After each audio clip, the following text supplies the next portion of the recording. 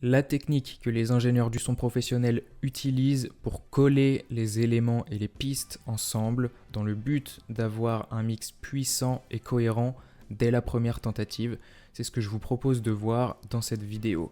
Restez bien jusqu'à la fin car j'ai une jolie surprise pour vous et ça serait vraiment dommage que vous la ratiez. Pour ceux qui ne me connaissent pas, je m'appelle Sacha, je suis ingénieur du son professionnel et je me suis spécialisé dans le mastering il y a quelques années. Donc aujourd'hui on se retrouve dans une nouvelle session Logic Pro et on va parler de glue. La glue, c'est cette sensation et cet effet qui nous est donné grâce à certaines techniques, certains outils de mixage où on a vraiment l'impression que différents éléments qui sont indépendants les uns des autres sont collés ensemble, jouent réellement ensemble. Ça va avoir comme résultat d'avoir un noyau en fait très solide, très puissant, très cohérent dans un mix et c'est notamment le cas sur une batterie, donc c'est ce qu'on va voir aujourd'hui. Cet effet glue, d'accord, coller les éléments ensemble, on peut l'obtenir de différentes manières, par exemple avec de l'EQ et de la saturation, mais ce qui est le plus efficace et le plus parlant dans ce cas précis-là, c'est avec la compression. Vous avez sûrement déjà entendu parler de la glue compression, d'accord?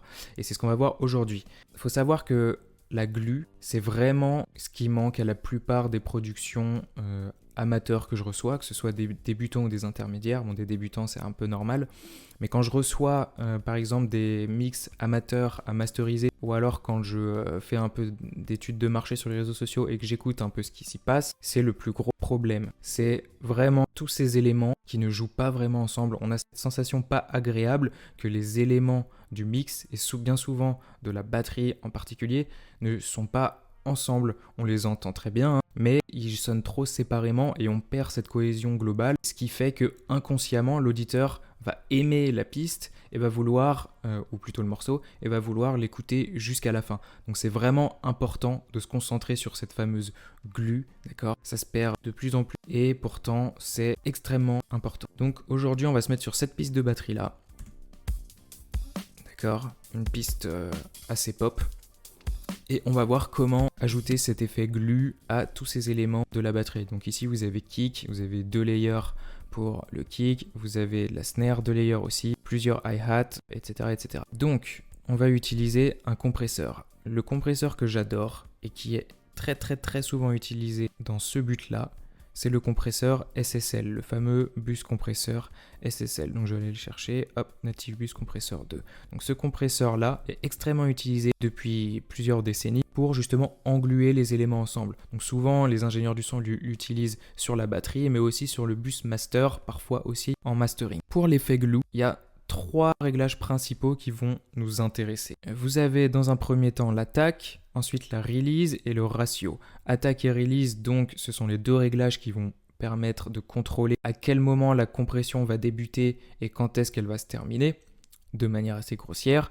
Et vous avez le ratio ici qui détermine le taux de compression, donc plus ou moins agressif. Sachant que quand on fait de la glue compression, généralement, et quand on fait de la glue de manière générale, on veut que l'effet soit assez subtil. D'accord? Souvent, on a fait d'autres réglages avec d'autres outils avant. On n'a pas envie de les détruire et on n'a pas envie de dénaturer le son. Donc, on veut des réglages subtils. Et vous allez voir que c'est bien suffisant. Donc, qui dit subtil dit assez doux. C'est pour ça que le ratio, en général, pour de la glue compression, on va le garder entre 2 pour 1 et 4 pour 1. D'accord? Donc on va voir ce qui est le mieux pour cette piste-là. Moi, personnellement, j'aime bien rester assez doux et rester sur du 2 pour 1. On va voir si ça fonctionne bien dans notre cas. D'accord? Un autre qui est quand même important, dont j'ai pas parlé jusqu'à maintenant, c'est le high pass filter, juste ici, qui va permettre de filtrer les basses et donc d'empêcher les basses d'être le déclencheur de la compression. Vous allez voir que là, si je lance ma piste, on va mettre le threshold à fond pour exagérer la compression. Donc là, c'est très compressé. Et vous avez les basses, donc le kick qui trigger, qui déclenche la compression. Si j'active l'high pass filter,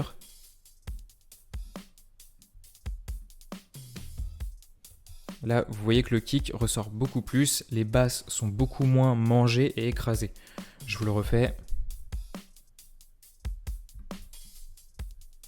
On perd tout le kick. Et là, on récupère le kick et on a des basses qui restent suffisamment profondes et dynamiques. D'accord ? Là, on est à 180 Hz, donc au maximum. Moi, j'aime bien le laisser à fond parce que j'aime vraiment faire respirer le kick dans les productions. Donc je vais laisser sur 180 Hz, d'accord ? Pour l'instant, je fais exprès de mettre un threshold à fond pour exagérer la compression et que vous entendiez bien l'effet différent. Pour ce qui est du ratio, comme je vous l'ai dit, moi j'aime bien laisser sur 2:1. Si je l'augmente, on a une compression qui est plus agressive.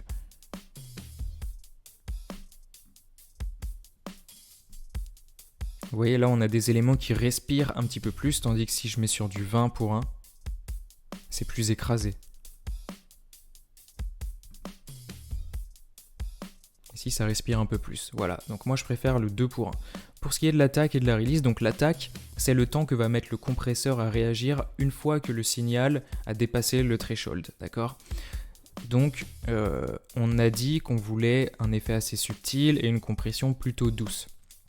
Ça veut dire quoi ? Ça veut dire que dans un premier temps, enfin dans un deuxième temps, puisque le premier temps c'était le taux de compression, on ne veut pas écraser les transitoires. Les transitoires, c'est l'attaque du son, donc l'attaque présent essentiellement sur le kick et la caisse claire. On ne veut pas détruire cette attaque, on ne veut pas écraser complètement cette attaque, on veut la garder pour garder un certain impact, un certain punch et une certaine dynamique sur la piste de batterie. Donc vous allez voir que si je mets l'attaque au minimum, il ne va plus y avoir aucun transitoire, tandis que si je la mets à fond, à 30 millisecondes, les transitoires vont beaucoup plus respirer. Là, on est à 0,1. Et là, on est à 30. Et vous voyez,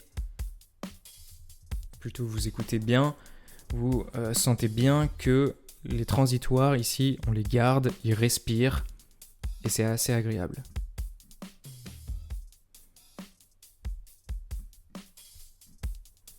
Voilà, ça n'a rien à voir. Donc, en général, pour de la glue compression, on va vouloir laisser passer les transitoires, que ce soit pour de la batterie, que ce soit pour des guitares, que ce soit pour le bus master, etc. Donc en général, on va plutôt se situer entre 10 ou 20 millisecondes et 30 millisecondes. En l'occurrence, là, on est sur une batterie avec un kick et une snare très présente, d'accord ? Donc moi, je préfère rester sur du 30 millisecondes. Je trouve que c'est vraiment là que les transitoires transperce le mieux, j'ai envie de garder cet impact, donc je laisse sur 30 millisecondes. Ensuite, le dernier élément qui va nous intéresser, principalement, c'est la release.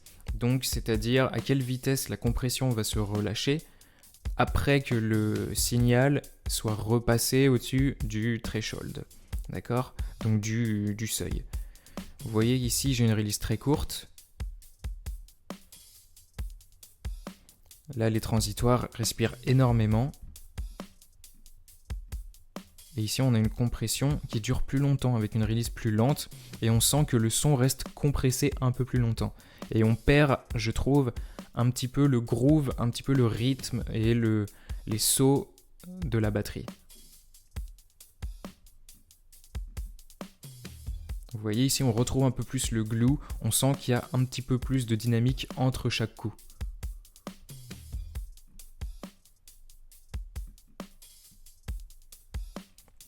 Donc moi ça j'aime bien. J'aime bien en général bien laisser respirer mes batteries, accentuer un petit peu le groove de la batterie, les sauts de la batterie, en mettant une release assez courte. D'accord ? Et ensuite, on va régler le threshold. Donc on l'a déjà dit, quand on fait de la glue compression, on veut une compression qui soit assez subtile. Donc on ne va pas aller chercher une réduction de gain trop élevée. En général, pour de la glue compression, on va se situer entre 1 à 3, grand maximum 4 dB de réduction de gain. D'accord ? Donc ici, on va essayer de caler le threshold pour avoir un effet cohérent, désiré par rapport à cette production.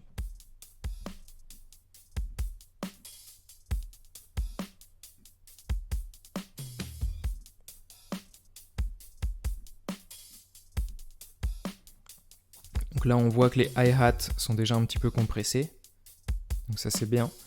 Ensuite, on voit les mouvements du kick et la compression de la snare. Donc là, on est à un maximum de 2,5 dB de réduction de gain. D'accord ? Je vais compenser un petit peu avec le make-up gain, parce que là, du coup, vu qu'on a une réduction de gain, il faut que je compense pour récupérer cette perte de gain et pour qu'on puisse analyser avant-après comme il faut.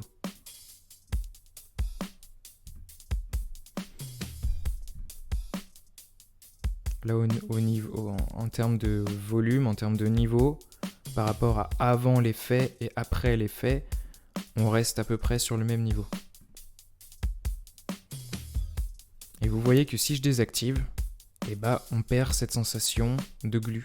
En fait, on s'en est pas trop rendu compte jusqu'à maintenant parce qu'on a fait les réglages petit à petit. Mais maintenant, quand j'enlève le compresseur, vous remarquez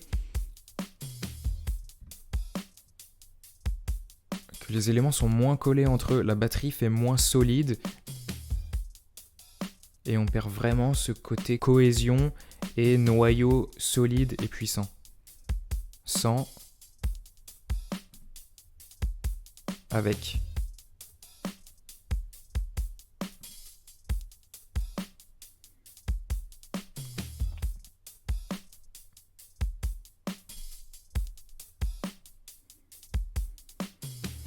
Voilà, donc là vous avez votre glue compression, donc ça sonne hyper bien. Le compresseur SSL fait vraiment très bien le taf. C'est assez subtil, même si une fois que votre oreille est éduquée, vous entendez tout de suite la différence.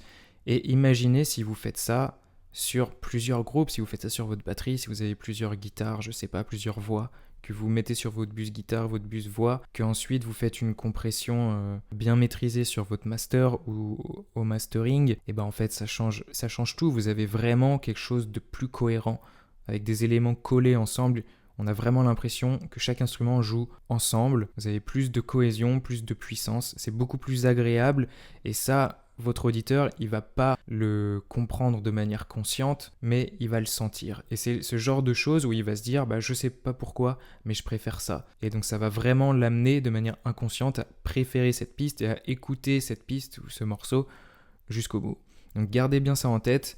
Essayez d'appliquer ça dans votre prochaine session. Il existe des alternatives gratuites au compresseur SSL. Vous pouvez aussi le faire avec d'autres compresseurs, mais c'est vrai qu'avec le SSL, ça marche particulièrement bien. Préférez peut-être des compresseurs à VCA pour ce type d'application. Et je vous retrouve dans une prochaine vidéo. A plus. J'ai complètement oublié de vous parler du cadeau dont je parlais en début de vidéo. Il s'agit tout simplement d'un guide que j'ai créé sur le mixage du groupe batterie du Drumbus. D'accord ? Je vous ai mis ça en description. Vous avez tous les plugins que vous pouvez mettre dans votre Drumbus, dans quel but, comment les utiliser, avec une alternative gratuite à chaque fois. C'est dans la description juste en dessous. Je vous laisse aller le chercher et appliquer ça dans votre prochaine session de mix. Et je vous dis à plus pour une prochaine vidéo.